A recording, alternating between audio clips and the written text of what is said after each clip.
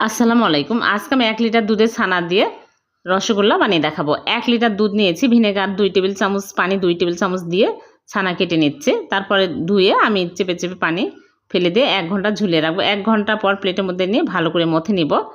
3-4 minute ধরে মথে নিতে হবে। তারপরে শুকনো উপকরণ নিয়ে নিচ্ছি। সুজি 1 চামচ, ময়দা 1 চামচ, গুঁড়া দুধ 2 চামচ, বেকিং পাউডার সামান্য পরিমাণে 1 চিমটি দিতে হবে। তারপরে আমি চিনি শিরা তৈরি করব। 2 কাপ চিনি আর পানি 4 কাপ দিয়ে আমি শিরা তৈরি করে নিব। এদিকে বলক হতে থাকুক, এদিকে মিষ্টিগুলো বানিয়ে নিচ্ছি। সবগুলো মিষ্টি আমি এরকম করে বানিয়ে নিব। তারপর চিনি শিরা ভালোভাবে বলক উঠে আসছে, চিনি শিরার মধ্যে দিয়ে দিচ্ছি।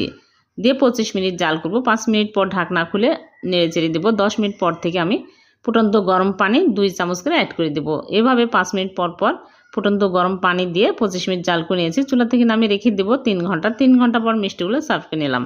হয়ে গেল নরম তুলতুলে রসে ভরা রসগোল্লা।